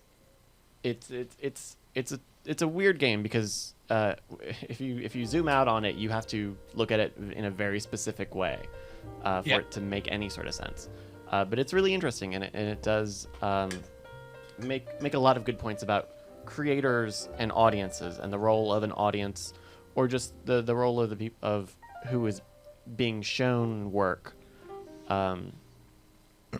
in relation to a creator and creator's wishes outside of the scope of a work. Nice. Yeah. And it was $8. It was cheaper than The Martian, and it was longer. All right, I'll be right back. I was telling Justin the Stanley Parable guy's got a new game out. Oh, fantastic, Yeah. dude! I loved the Stanley Parable, even though it was, even though it by definition was you had as non-linear as could be, it kind of was terribly linear in that there wasn't a lot of problem solving to be done. It was just walk down different pathways and see how different how Yeah. It's a very on rails game told in parallel 87 different ways. Yeah. It's interesting because this new game is like the opposite of that. It's very clearly one story, one thread through the whole thing. Cool. But the ways you can interpret it are great. Should I go in just blind? Yeah. Okay. And if you can, play it in one sitting. Okay. 'Cause it is about 2.5 hours. characters. Maybe I'll do that tonight. Yeah. CODA or KODA or No. Oh no, sorry. It's called the Beginner's Guide. oh, the beginner's guide. Got it. What were we talking about with Coda? Or did I mishear that's that? the name of the guy who made these mini games that you're playing. Got it. Okay. Yeah, if you get a chance, play it. It's actually funny because when you're playing it with Davy's commentary, but there's an option to turn all the commentary off. So by default, the commentary's on. Right. Well, it's like playing the Stanley Parable. You couldn't play the Stanley Parable without the narrator. Write a prescription. How should I experience it? Oh no, as is. Okay. As Great. is. But I'm saying, there's an interesting fold of you can experience it without the commentary, and the commentary enables some really interesting things. Okay. Cool. So I think that's just that's like salt. That's the extra salt. Just file that away. Got Yeah. it. Awesome. Yeah. No, Balloon Knots. I wouldn't want to spoil anything, especially since it's so. Yeah, no. Well, especially like just experiencing Frog Fractions and Stanley Parable were utter delights. To go in not knowing anything about and to fall into the the abyss and it was amazing. All right, you guys ready for After Things? Yeah. Did you have a theme you wanted to talk about, Andrew? I do have a theme. I have Okay. a theme that I would like to talk about. I'm ready to go in whatever direction you want. All right. We're ready? Yep.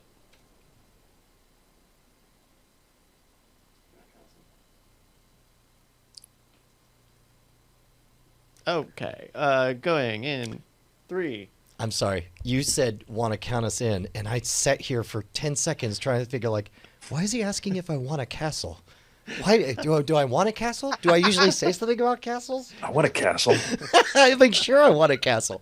And then finally, this patient but annoyed. Okay, I guess I'll do it. 5, 4. I was like, want to count us in? That's what he said. Sorry about that. Okay. All right. 3, 2. Welcome to After Things. I'm Andrew Main, joined by Brian Brushwood. Blip, blip, blip, blip, blue is how we say hello in my native tongue. And Gesundheit, Mr. Justin Robert Young. Hi. I like how the camera just got blurry, too. as if he had sneezed right on it. Gentlemen, so I want to bring up something that's kind of interesting. I mean, to me, and it's a process I've gone through, and it's one of those things that's hard to understand until you go through it. And when you go through it, it can often be very, very painful or difficult to sort of deal with. I know an author who just put out like their first book, and I went and I bought a copy of their book off of Amazon to support them, and they did it I think through CreateSpace or one of those things. And I'm thinking oh, maybe I'll give this a shot, try to read it. I bought it to support them. I open up the book, and I can't read it. Now, in what way? Like it just you start reading, you're like, ugh. No, it is. So when I've gone through and done e-publishing, and then I've done things like try to put my books into print, there's a lot of trial and error, and you learn not everything's arbitrary. A lot of things are done for a reason. And in this case, I pick up this book and I open it up, and the first thing I noticed is that it's a fiction book, but there's spaces between the paragraphs. Every paragraph, space, next paragraph, which is fine for nonfiction. You often do that. You chunk it in nonfiction books to get points across or whatever. That's a good thing. In fiction, where you want to have much more of a flow, where you're taking somebody into something and bringing them through, you don't put spaces between paragraphs, right? It's a fundamental formatting mistake. Okay. Yeah. I mean, I guess unless yeah, sure, yeah. I like the only examples I can think of are like faux email exchanges where it's formatted to look like you're sending a That's a block text email. Yeah. Are taking the reader out of this narrative to put them into something else thematically. Right. So imagine you pick up a novel, and every single paragraph there's the space, not an indentation, whatever. Okay. Right. So that's problematic, right? And then I'm like, well, can I read it? I start to read it, and I realize standard publishing is about 250 to 300 words per page. Mm-hmm. Right? That's readability. That's probably the limit of readability. 600 words per page on this. So wait, there's double spaces and it's super dense on Yes. words. Okay. So The problem is I'm in a position where I don't think this person listens to this podcast or anything like that, so I'm not too worried. But it's like I can't read this thing. So this is a case where it might be a brilliantly written piece of fiction, but it doesn't matter because not focusing on the basic fundamentals, the building blocks, the formatting on here has placed you in the position where you can't get through it, or it's difficult to give it even a chance. Oh, I think I like where this is. This is a very, very good after things topic. Why is that? Is how to tell your friend or someone you like that their thing sucks. Well, I don't. I mean, that's a certainly direction there, and I've gone through this before. Years ago, Justin and I had a friend who's a very, very clever guy, a very, very funny guy, a very smart guy, who wanted me to produce a film project with him. And I mean, this is going back, way back, decade back, right? And I'm like, great, yeah. He's like, I'm working on a script, right? He finally delivers a script, which I notice is the size of a phone book, which is a little bit of a warning. And he says, hey, guess what? I also put a plot in there. Not as a joke. It's serious, because there's a bunch of funny sort of, isn't this funny if this thing happens? Isn't this funny if this thing happens? Whatever. And then I open it up, and I told him, like, oh, can you do it in screenplay format? And what he did was he center justified everything. Now, keep in mind, if you're not familiar, there are, I assume there are alternatives now, but it's like, I remember people who wanted to write scripts who it's like, oh, I can't, what is it? Final draft is that the screenwriting stuff? It's like $150 software at some point. There's free versions of that now. There is now, but I mean, like, that's how important it used to be, or is, to write in proper screenwriting format, is that at some point companies could charge $150 for the privilege of formatting it for you. Yeah, so, and that was like, oh man, so not only was this something that this person did not bother to edit down, and like, the total page count was probably about 400 pages of script, and his plan was, we'll shoot it all and then we'll edit it afterwards to figure out. and so it's about a minute a page, right? That's the this standard. person was, for a little indie movie, what we're going to do is we're going to shoot 400 pages of stuff and then edit and find the movie there. And it's like, all right, I know what happened here. This person in the trying to get everything, went through a very stressful period, finally got this down, and then the solution was, well, now we'll just shoot. And it's like, no. The easiest thing to do is to edit this mother down. That's what you do, because so. I mean, I don't dispute anything you just said, but what I just heard is that his plan was to shoot 6.5 hours of footage and find the 2.5 hour movie that's in there. Which, isn't that what they did with the Hobbit, Lord of the Rings? Isn't that pretty much the same thing? No, No, it's not. That's not what happened with Lord of the Rings. Lord of the Rings. I mean. Lord of the Rings had a studio that said, "Hey, here's a gigantic story that we are then going to chop up and attack on a smaller level each part of it, right? And then shoot as much, and then wound up shooting more. Like, aside from some of the principal photography that they had done that would cover scenes of all three, for an indie movie, like, I mean, I think, have we all shot our own little movies? I mean, I know me and Andrew have shot. I did Lucidity with Jason Murphy, and I don't know if you want to count any of the film ride stuff, the skits that I did, but I mean, but like a feature length or longer, like, or something that was like, longer than a 30-minute runtime. No, I have not participated in one of those. I think a short film certainly is enough to get to my point, Sure. Which is shooting an independent movie with you and your friends, man. Like, it is not Little Rascals. It is not like everybody wants to show up and everybody wants to do stuff. There was a point in which when Andrew had wrote and wanted to direct movies, and that was something that was taken really, really seriously, and I was a part of that.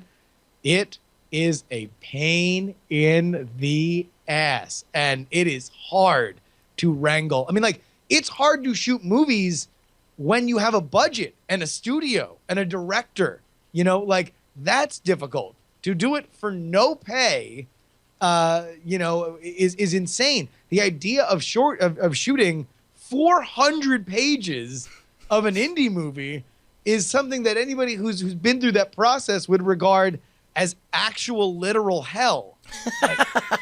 You get, everybody wants to be part of it. Because they don't know what it means. They don't know what it means. Like, yeah, I want to be awesome. Be on a set making a movie. That'll be great. And then they sit there and they realize it's a lot of waiting around. Can we talk about that? That's something that I'm so glad that.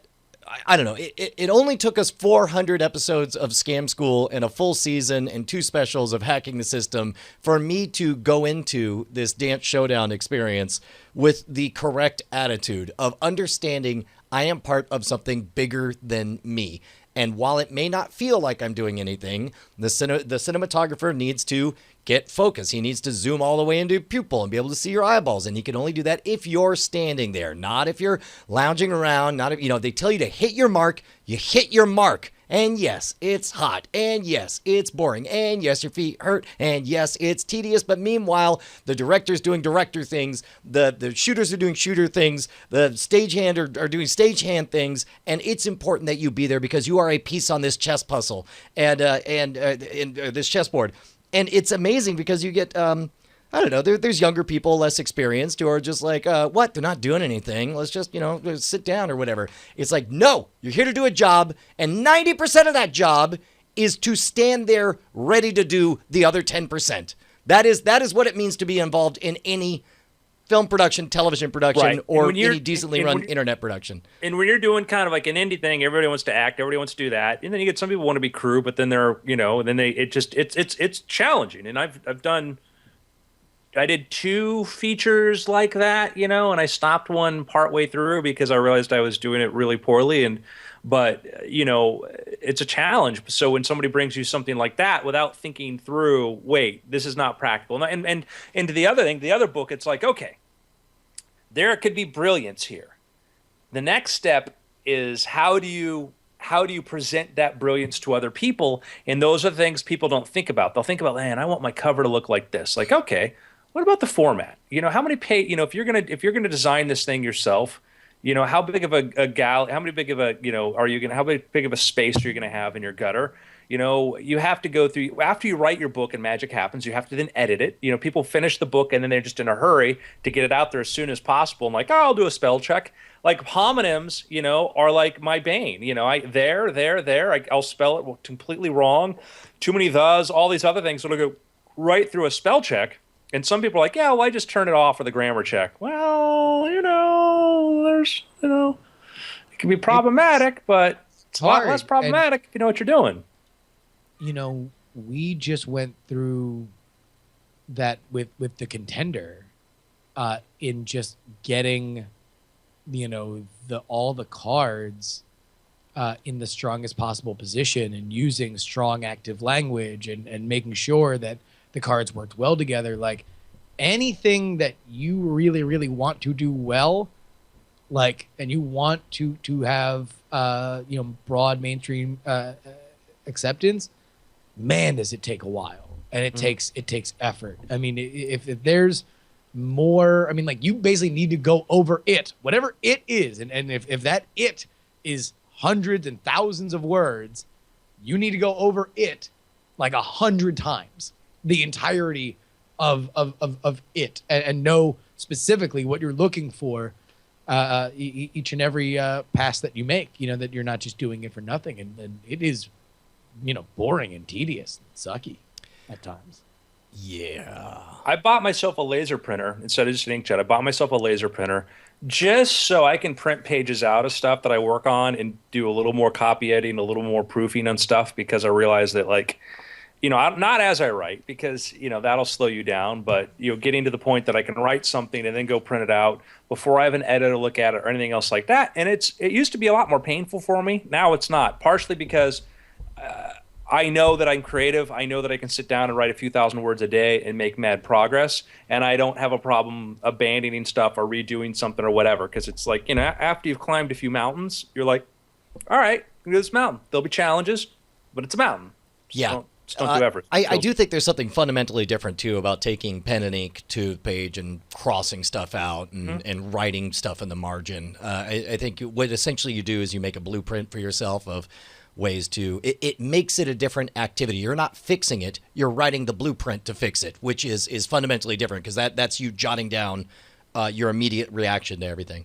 Oh, I can also, there's certainly a medium as the message thing too. That like, you know, when it's printed, it's a final thing that you can critique when you are looking at it on your screen in the same method that you wrote it. Then you are very much still in that like creator mind and not editor mind. So on the thread Justin addressed, which is like, how do you tell your friend, you know, or how do you tell somebody this sucks? Which is every time something comes into Justin's mailbox from me, he has to wrestle with this. And I have in front of me, I have several notes on the first 2 chapters of something that I have written, okay? Now, I could read the criticism, and he does, you know, the Oreo sandwich method. This is what I really liked. Maybe fix this. This is what I liked, which is, you know, how you try to make that pill digestible to somebody. And, you know, my approach can be like, you know, one is just say he doesn't know what he's doing, which I would be sadly mistaken because it turns out Justin's got really, really, really good instincts, better than anybody else I know on this sort of matter. So, you know, I can't exactly ignore it. And I have to, you know, that's the thing. I give it to him because he's, you know, I don't give him to him because he's like my sharpest critic. I mean, I have other friends who can give me really good, they'll give like, I don't like this, this, and this, but sometimes it's more subjective, you know. But I give it to him because of that, and I'll give it to a couple other people who will read it. And then, you know, the best advice is you give it to 3 people, and if more than one person says the same thing, they're right, you're wrong. Yeah, and you can also qualify. You could tell the truth, but couch it in a way that gives wiggle room for them to interpret however they want. Because the biggest question whenever you find yourself in this situation is, does this person really want honest feedback?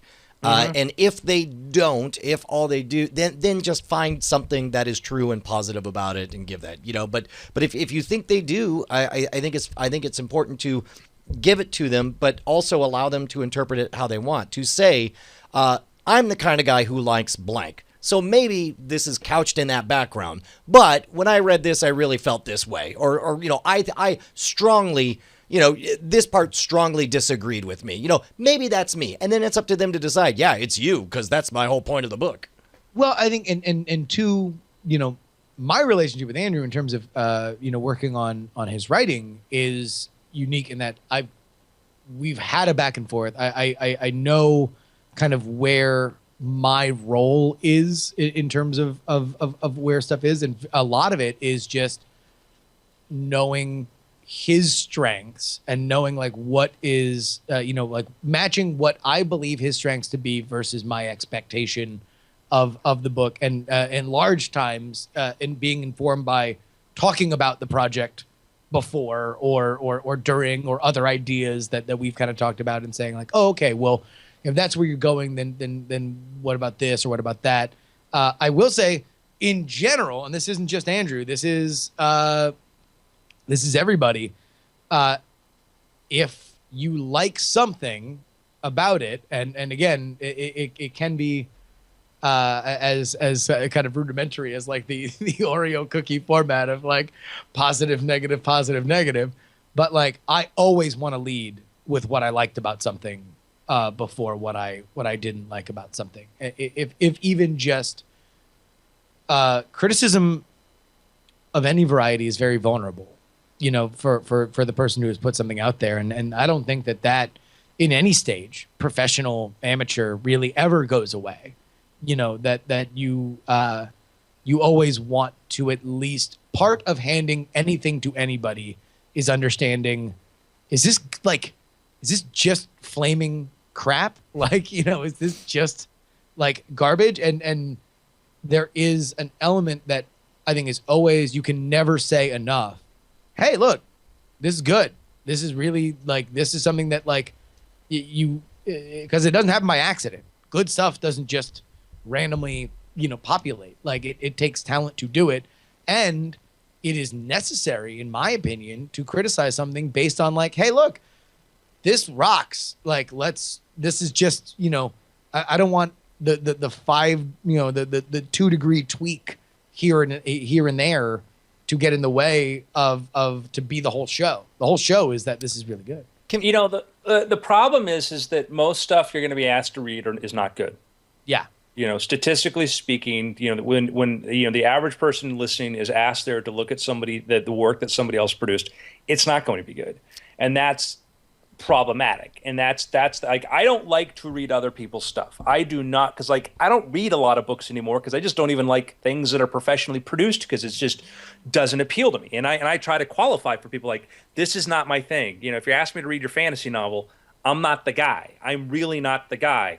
I don't like the stuff that people love, not because I think it's bad, but because it's not for me. And I sincerely mean it's not for me. And I've been asked to review, I got asked to do a review of a book by, a friend of my agent, and they sent me the description. I had asked, like, is this a comedy?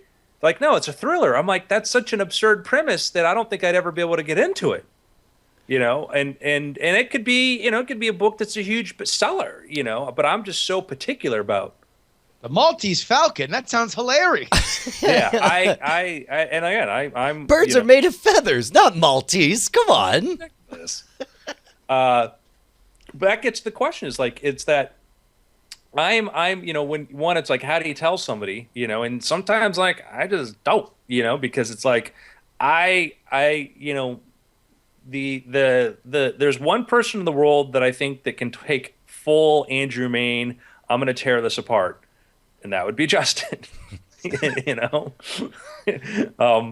and Justin understands completely that when I look at something, it is completely about the work. It's not about ego. It's not about the personalities. It's nothing about that. It's like, okay, I'm going to take this apart. Like I just found it on the street. And I know nothing about where it came from.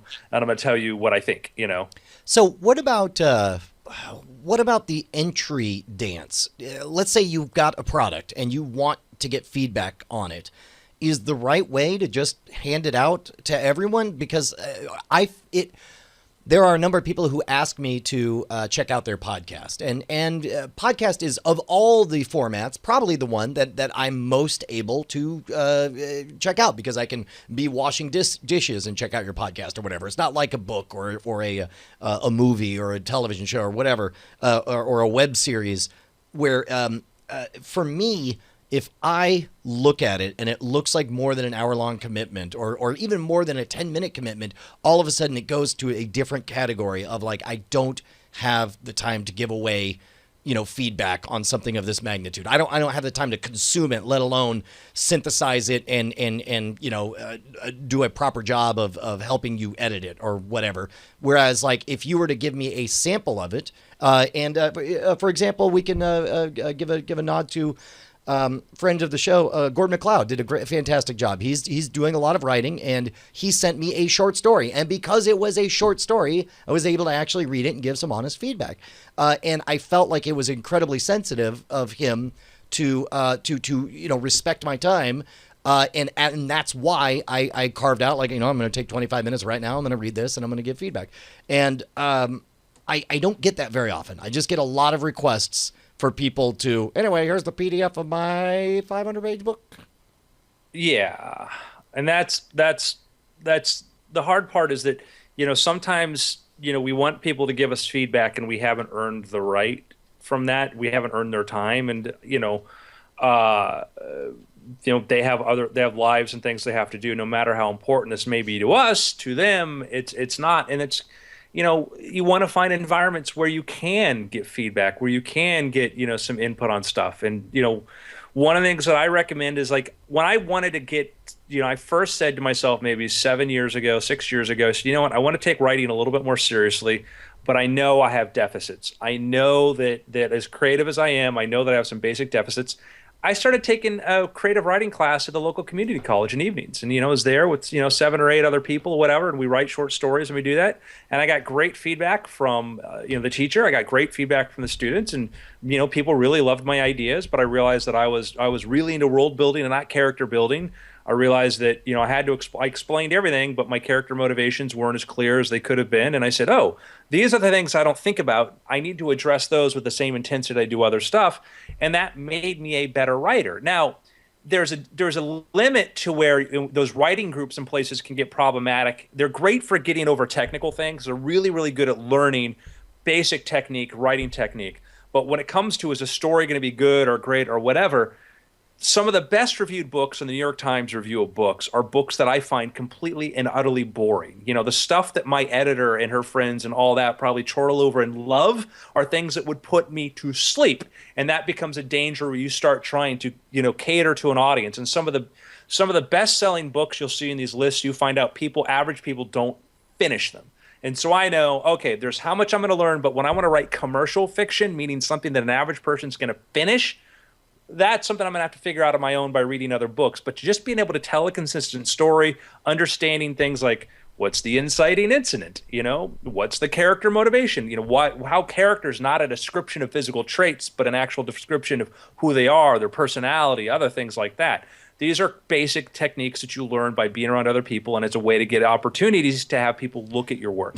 Well, and keep in mind, if what you want to get is honest feedback, I guess the answer is you have to build up credit with someone so that they could cash it in and say, invest your time. This very well might be crap, but if it is crap, it would mean a lot to me that you would spend some time and then tell me it's crap. And that's not the kind of very thing. Specifically, here's a caveat to that, because I think this is real world advice that everybody can use. Mm-hmm. Don't give a finished product. Like, I think that is very often, I think, where things get very frustrating, both for the creator and the helpful, constructive critic, is you have something that you've invested a lot in and you feel is very close to kind of the end, and if you don't have a rapport with somebody and they know that there are differences, like there's a difference between if Andrew hands me a full book, then I'm looking more, my criticism is going to be more along the lines of like, okay, this wasn't clear. Is there a way that this could be more clear, or stuff like that? It's very just in the form and function, understanding that this is already a fairly finished product, right? It's that whole sunk cost, like if it is clear that it's still in flux, then if there's something that's not agreeing with them, then they have a chance to help right the rudder and avoid that iceberg. But instead, if you're like, it's all done, tell me you love it, and it's like there ain't nothing I could do except. It's exactly the problem, and that's. People give us this stuff, and you tell them, well, this, and this, and there might be big structural things, and it's too late. That ship sailed, and they don't want to hear that. They either want to hear you praise or maybe tiny little fixes. I will send Justin the first couple chapters of something. The first chapter or two, I'll send it to him, kind of figure out, do you get the character? Do you get this role? Do you see where this is going? And maybe the first 10,000, and then he won't hear from me until the book is finished. Yeah. Public Enemy Zero. How many first chapters did that go through? That was several. And so Public Enemy Zero was an example of, first I tried it with a first-person point of view, but I realized that his inner dialogue was going to be far too cheeky for something that I wanted to be really serious. That went through a lot, and that was finding voice. And, I've had a lot of conversations with other people, about voice. And, like, I was at a seminar, like Kevin J. Anderson's like, oh, don't use, first-person present tense. Never use that. And I'm like, dude, that's my jam now. I love first person present tense. And people are like, well, but you'll know that the character you'll know the character doesn't die. No, you don't. I mean, if somebody's telling you a story and if it's first person point of view, no matter what, doesn't mean that they survive or die. But what I love about first person point of view is it really puts you inside somebody's head. Yeah. And I think it's far more cinematic too. Well, and isn't that that's what that's essentially what they did for half to a third of The Martian, which was really interesting. The fact that the opening chapter is an assessment of his current situation and the thoughts going through his head, and then him telling the story up until that point. But again, it's all present tense, first person. Then he has to shift. Correct. Yeah, he does.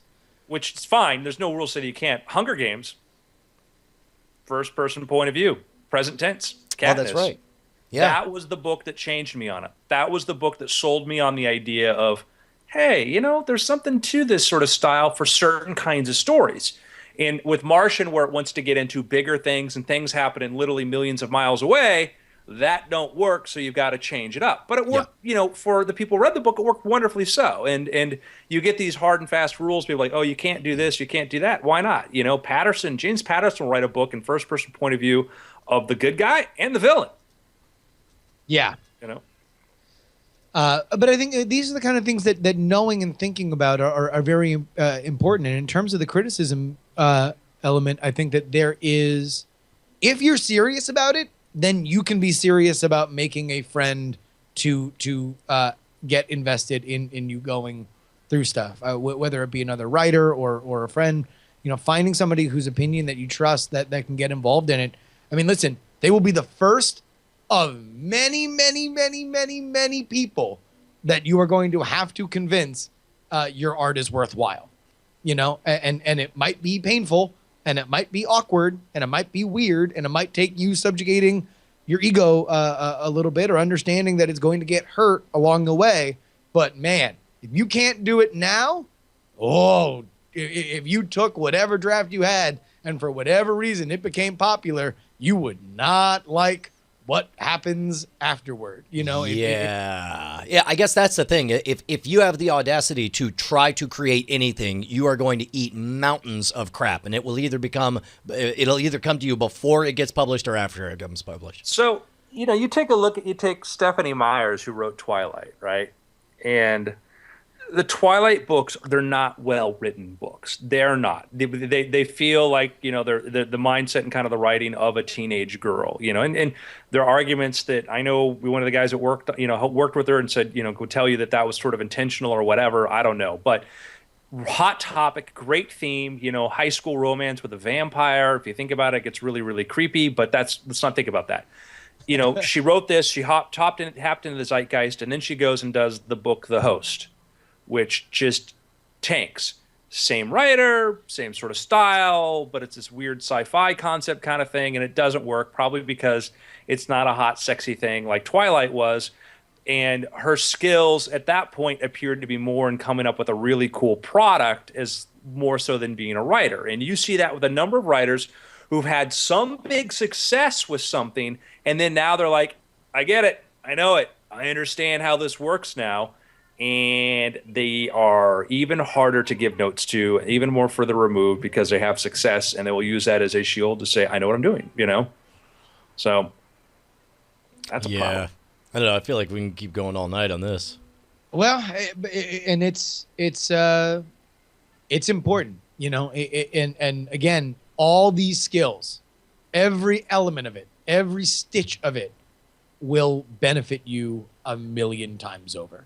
And if you can't do it, every step forward will be harder. Every step over will be painful to the point where it will almost become untenable. Like this is just a necessary element of it.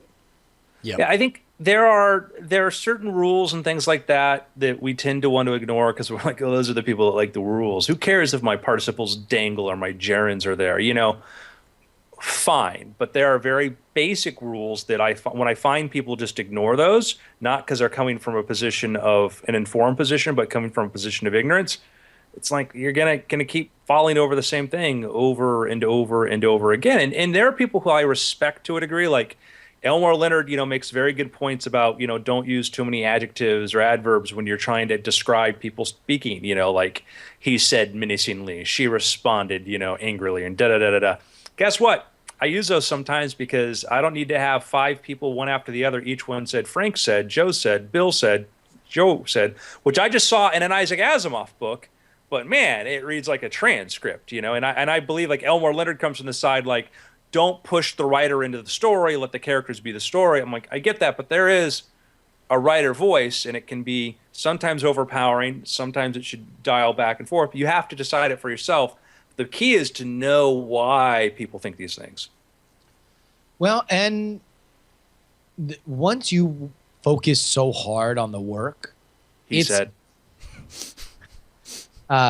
encouragingly, it's so easy to kind of lose track of like what's important to people and what people find jarring, what takes people out of the story.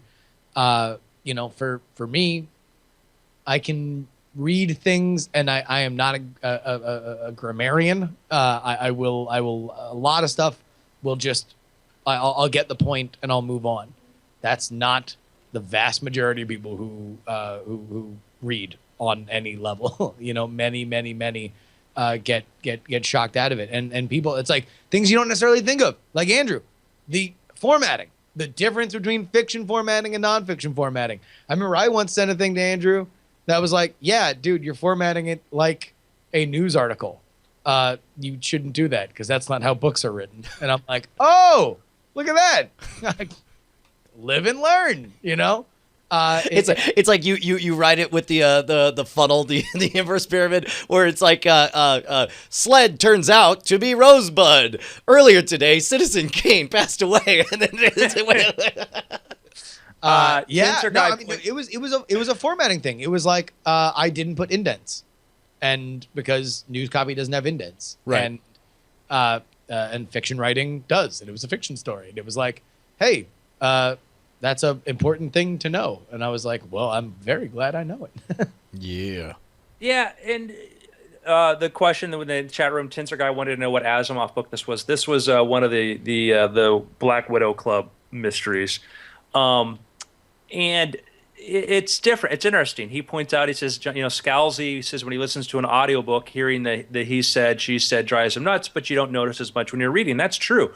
When you listen to an audiobook, like what are you doing? He said, I'm looking this up. He replied, da da da da, and you go, oh, like, and that can be, get in the way a little bit. And some things sound better than they read, and some things read better than they sound. And it's hard, but pay attention. Like, go look at a book. Go look at a book and go, oh, how many words are on a page? Oh, how big is the font? Oh, I mean, besides just getting to the story points or whatever, but just the technical side of it is there's so many things. Like my first books I wrote as a magician, I'd put by, we talked about this before. I used by my name, whatever. Right. But what's great now is like, if you want to get a cover, if you look up like covers, like book covers pre-made, you can get some great looking stuff. You can get some great looking pre-made covers for like $100 that doesn't make your book look super cheap. Yeah. Good point. But still the content matters. Yeah. So. Any picks? Yeah, real quick. I forgot which program I was on or who I was talking to that they suggested it. But there's an audiobook that I'm really digging the hell out of. I'm almost halfway through it right now. I believe it's called Stumbling into Happiness or Stumbling to Happiness. Yeah, Stumbling on Happiness. It's read by the author. It's a series of meditations on how happiness is a funny, tricky thing that is astonishingly difficult to figure out what causes it and what can lead us to it. And he says, first and foremost, this book is not a book on how to be happy. If you want one of those, go find the self-help section, go read it, and then once it doesn't work for you, come back here, and this book will explain why. And I think that's a really fascinating take on it, and I'm really enjoying it.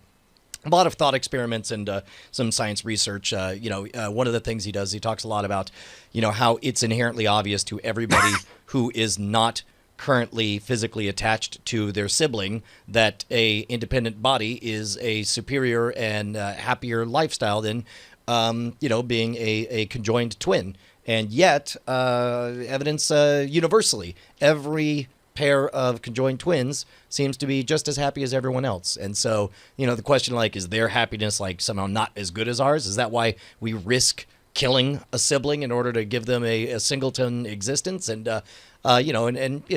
stuff like if you imagine you were struck blind, how would you feel a year from now? And they were like, I'd be so bothered by how blind I am. And it's like, well, that's because you're not thinking of all the other things that will happen in the next year. In the next year, you will make love, you will, laugh, you will cry, you will experience amazing audiobooks and all that stuff. And it's like, and all of that seems inconsistent with the idea of being miserable. And it's only after you think of those little things that you're able to, wrap your mind around stuff. Really, really good stuff about cognitive biases.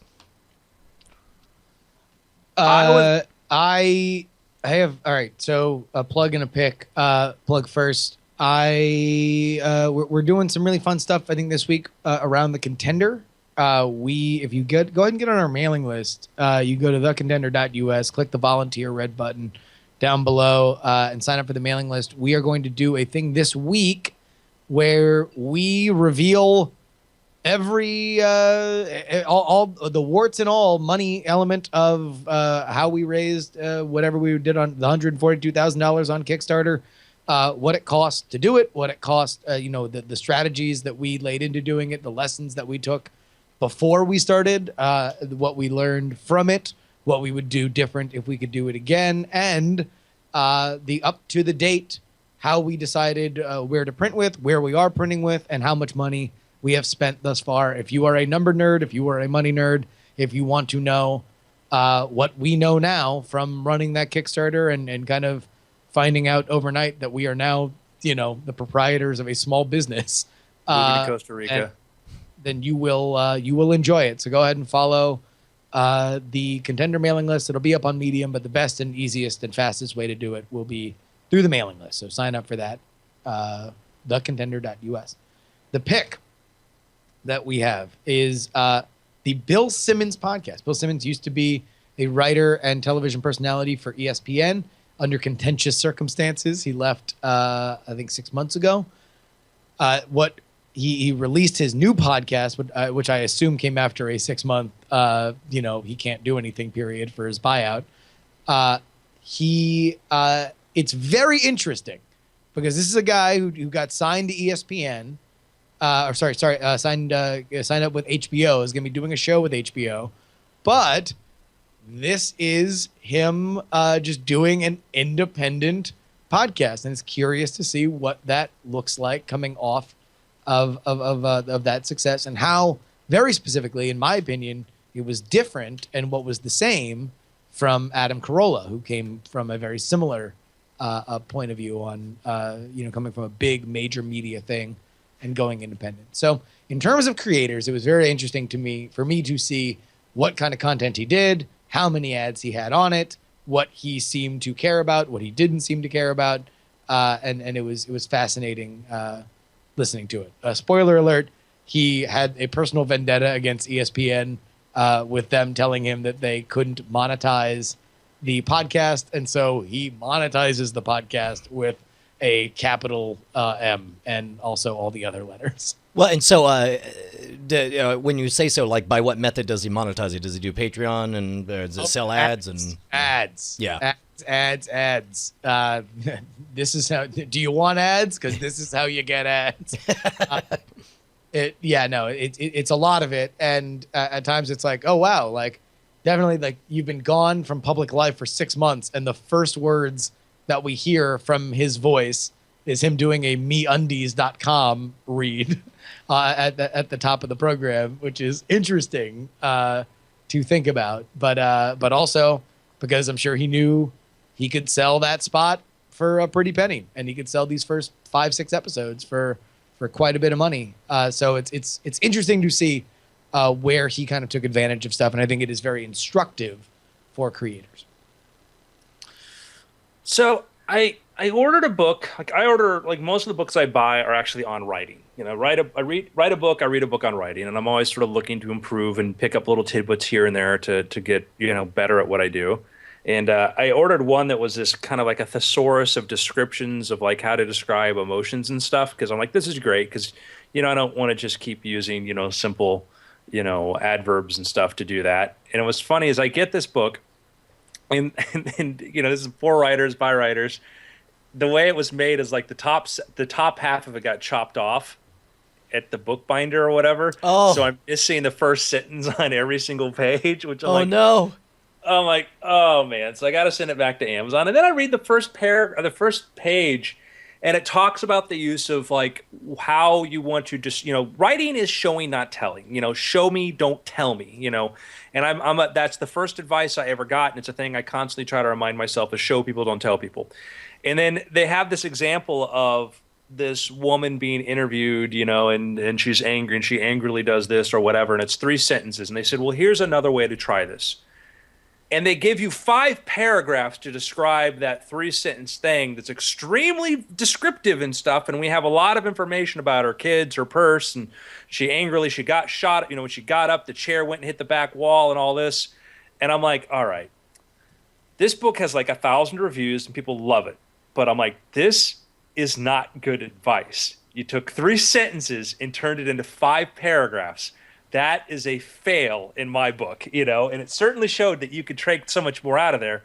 And that's, an example of literature in a big word. It's how to take this. And so, but, and that being said, I'm going to get a different version of the book that actually has the rest of the sentences because it's got tons of really good examples, but I'm not going to mention it right now because I just kind of, just trashed that example, which to me was just sort of like, I put that in the sketchy advice. So instead, the book that really helped me understand writing, the book that changed the way I thought about these things, was by Rudolf Flesch. You ever do like, hey, what's the readability on my thing here? And you click Microsoft Word and it tells you what grade level it's at. Flesch, I think it's called the Flesch-Kincaid, but Rudolf Flesch was one of the people that helped develop that method by looking at words and sentences to figure out what grade level this thing is written at. And he was written, long time. I mean, this guy wrote years and years and years ago, but he wrote a number of really good books on writing. One called Why Johnny Can't Read, which, dealt with kind of literacy in America. And my favorite, the one that really changed the way I thought about writing, was The Art of Readable Writing. And he goes in there and explains about voice, basic grammar, and understanding simple structures and simple things to deal with writing, and shows you something that an English teacher would say, oh, this is horrible. But he says, no, this is great. It's a Southern gentleman talking the way he talks, and you understand that. And it's funny because sometimes like I'll send in a book to get an edit, and I'll get it back, and they'll correct it the way people speak. Like, oh, to whom, not whose. I'm like, I don't think this person knows that. Yeah. But anyhow, point is, Art of Readable Writing by Rudolf Flesch is something that I really enjoyed. So they've he's done, in print is they have different versions. He does a book called The Way to Write, which came out in 1946. So I don't know if The Art of Readable Writing is still in print, but you can still get a copy. Nice. Oh, there you go. All right, guys, we gotta record some stuff. Shall we say it's been after? Been after. After. Bye. Cool. Good shows, guys. All right. Hey, thank you everybody for checking out the stream, checking out the shows. Yeah. Take us out. Any last words before you die? Jesus. No. I'll be on later tonight for jury.